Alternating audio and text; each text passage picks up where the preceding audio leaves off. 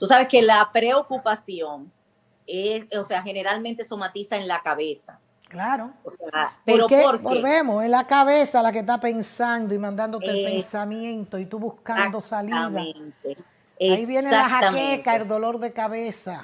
Y tú ves que por eso dicen, muchas veces se utiliza la metáfora de que, ay, esa muchacha es un dolor de cabeza. Es O un sea, dolor. o sea, lo que está diciendo que esa muchacha le está causando situaciones que no ha logrado cómo resolverlas. Entonces, precisamente, la cabeza, porque ahí está el cerebro, y en el Claro. cerebro donde están, como yo dije, las estrategias y soluciones. Entonces no va a seguir doliendo la cabeza si no hacemos una pausa y hacemos un ejercicio que yo recomiendo cuando las personas comienzan a somatizar de esa manera, que es de resolución de conflicto, y ahí que busquen, ¿cómo se dice? Pluma y papel para que tomen nota. Y es el siguiente, Nancy. O sea, si tú has ido a todos los médicos y todavía te sigue doliendo la cabeza, hay un asunto emocional no resuelto, algo que tienes que solucionar. Entonces, cuando uno le lanza, Nancy, preguntas al subconsciente, él no se queda sin respuesta. O sea, aquella respuesta que no logramos conscientemente todavía está durmiendo, el subconsciente empieza a buscarla. Entonces, por eso es tan importante hacernos nosotros mismos, en ese diálogo interno, preguntas. Una pregunta sería, yo divido 3 columnas para hacer este ejercicio para este tema de la cabeza. Cuando somatizamos nuestra emoción de preocupación con dolores de cabeza. Yo lo divido en la siguiente. La primera pregunta es, o sea, que es buscar el posible problema. La primera columna, perdón. La segunda columna son las posibles, en plural, soluciones. Y la tercera columna son las posibles consecuencias. Entonces, en la primera columna del posible problema, hacer 2 preguntas a nuestro propio cerebro. La primera es, ¿qué está pasando? ¿Qué está pasando? O sea, y la segunda es, ¿cuál es la situación? Entonces vamos a tratar de describir, según nosotros, qué está pasando. Y vamos a tratar de ver esa situación. Y desde ahí cambiamos la palabra problema por situación. Porque la palabra problema ofusca nuestro cerebro, nos congestiona. Pero la palabra situación, como las situaciones son variables, cambiamos la variable, cambia la situación. Entonces nos anima más a encontrar una solución. Entonces, yo siempre digo que toda situación tiene 4 perspectivas, que es lo que se llama también la ventana de Johari. Lo que yo veo, que tú también ves sobre esa situación. Otra es lo que yo veo, que tú no ves sobre esa situación. Otra es lo que tú ves, que yo no veo de esa situación. Y otra es lo que ni tú ni yo vemos, pero está ahí, que es el potencial o la posible nueva solución. Porque a veces parte del problema es que hacemos las mismas soluciones que quizás antes funcionaron, pero que ya están obsoletas, como decía tu esposo con lo de la medicina. O sea, necesitamos funcionar de otra manera. Quizás esa solución nos sirvió, pero ya no nos sirve. Ya no Entonces nuestro cerebro, a través de la preocupación, nos está obligando a que busquemos nuevas estrategias y soluciones. Entonces, esas son las primeras preguntas que tenemos que hacernos. Ahora, en la segunda columna, la de posibles soluciones, yo la pongo en plural, porque para una situación no hay una sola solución. No, claro que no. Hay múltiples soluciones. Lo que pasa es que a veces nos enfocamos, como dije hace un ratito, con la conocida, que como decía Einstein, si tú quieres resultados diferentes, comienza por hacer las cosas de manera diferente. Claro. Y el principio de locura es hacer lo mismo y pretender resultados diferentes.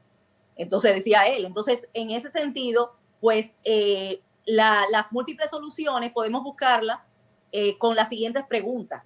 La primera pregunta es, ¿qué puedo hacer con esa situación? O sea, ¿de qué manera puedo resolverla? Y la segunda pregunta, ¿cuáles son mis posibles soluciones?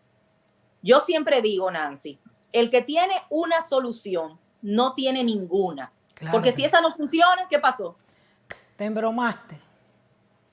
Exactamente, se trancó el juego. Entonces, el que tiene 2, fíjate, tiene un dilema. Porque ¿qué hago? Exactamente, esto, aquello o esto. O si de repente es en pareja, ¿qué hago? Lo que dice él, entonces me anulo yo, o lo que digo yo y entonces lo anulo a él. Pero el que tiene 3 o más posibles soluciones tiene alternativas. Y el que tiene alternativas domina el sistema. Claro. Entonces la idea es hacer una mini lluvia de ideas de 3, yo siempre digo por lo menos de 3 a 5 posibles soluciones, porque muchas veces no es esta solución ni la otra, sino la mezcla de ellas. Es como Gutenberg. Cuando Gutenberg inventó la imprenta, él tomó 2 cosas que ya existían y creó una tercera que no existía, que era la imprenta. Él tomó una troqueladora de monedas y una máquina de prensar uvas, y de la mezcla de esas 2 cosas que ya existían, creó algo que no existía. Entonces, a veces, las ideas que teníamos ya no nos funcionan, pero si las mezclamos, podemos generar nuevas ideas y actualizar entonces nuestra propuesta de soluciones a la situación que nos preocupa, que es la emoción de la que estamos hablando ahora, la preocupación.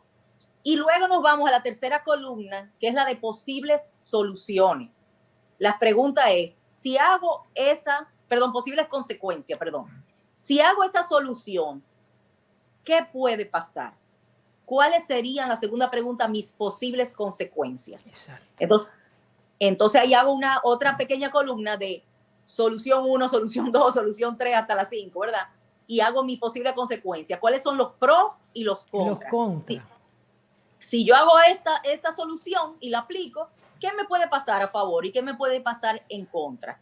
Entonces, al final, mi mejor solución para este momento, quizás más adelante genere alguna idea más brillante o mejor, pero la que necesito para este momento es la que tiene menos contra y más pros, ¿verdad? Más a favor. Claro, entonces me voy por esa y acciono, que es lo que quiere la emoción, que tome acción, pero y que el problema no se siga creciendo.